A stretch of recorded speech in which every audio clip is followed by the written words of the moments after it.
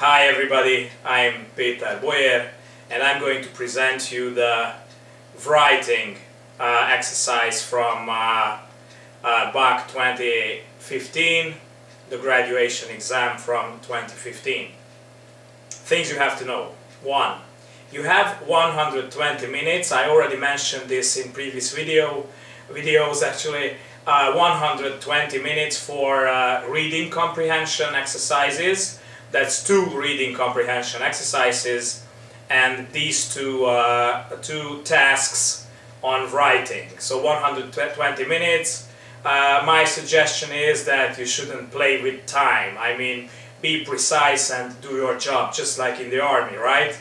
Good. Let's see. Subject number 1. In an optimal case, you get 40 points if you solve this subject well enough. It's achievable, so don't be afraid. Just believe. Subject number 1. Your friend is currently studying in Italy and you cannot reach him or her by telephone. Write your friend an email telling him or her the latest news from home, your school progress, your family, and asking about him or her plans to come home. Write your answer in 80 to 100 words. Let me repeat it. Your friend is currently studying in Italy and you cannot reach him or her by phone. Write your friend an email telling him or her the latest news from home, your school progress, your family, and ask him or her plans to come home. Write your answer in 80 to 100 words.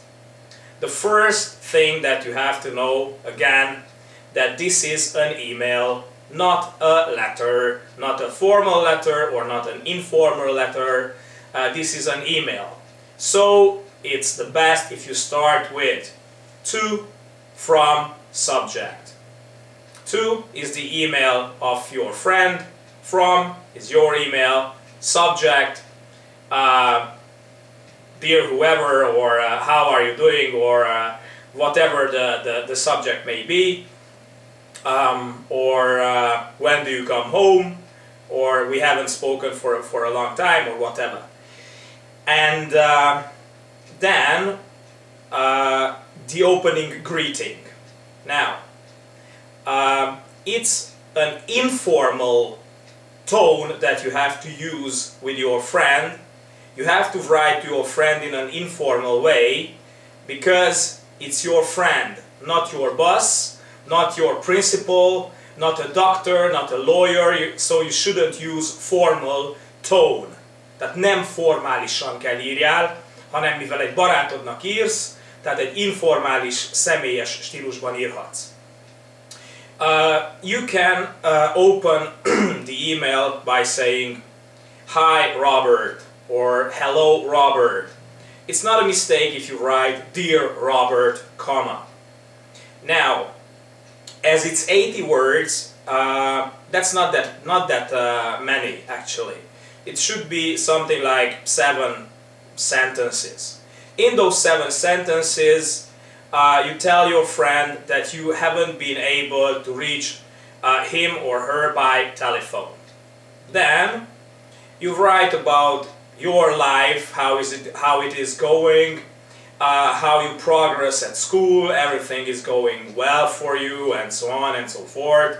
You write about your family, like your mother is pregnant and she's expecting a little brother for you, and your father is very happy also, and then ask him and her about about his or her plans to come home, because she is only studying in Italy and he or she will eventually return if he or she doesn't stay there forever. Good. Final greeting, and before that, as a last sentence, you could always end a letter or an email also in this form, like, "I am looking forward forward to talk to you, to see you in person, to see you again, to meet you, or whatever. And as a final greeting, you could say, sincerely yours, honestly yours, which is a little bit formal. Best regards always works. Best regards, jó kívánságaim, vagy a legjobb kívánságaim. Best regards, Sally. Best regards, Zsuzsa. Best regards, I don't know, let me pick a good Hungarian name, Emese. Yes, okay, best regards. And you end the email. My recommendation is not to pass 100 words and try to make it to 80 words also. So it shouldn't be 25 words and it shouldn't be 300 words. Second subject, which is even better, you have a friend who has just broken up with his or her boy or girlfriend. Your final remark is, don't cry because it's over, smile because it happened. Write an opinion essay expanding on the quote. Write your essay in 180 to 200 words. Well, let's see what we have to do here. I repeat it again. You have a friend who has just broken up with his or her boyfriend or girlfriend. Your final remark is, don't cry because it's over, smile because it happened. Write an opinion essay expanding on the quote. Write your essay in 180, 200 words. Good. First of all, the genre. It's an essay or composition. What kind of essay is it? It's an opinion essay. So you should fill your essay with your own personal, subjective opinion. If you are smart enough, then you give arguments and opinions which enforce your own opinion on the matter, and also you can use counter arguments, but you will say that these counter arguments are invalid, they don't reach the point, and they are basically useless, and your opinion matters more.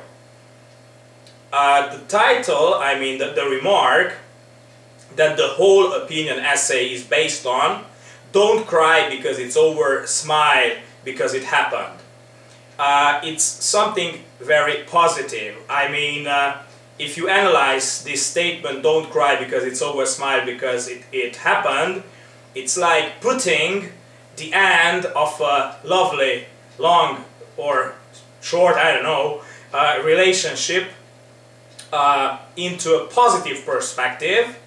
Like, don't be sad that you had lost your boyfriend or girlfriend.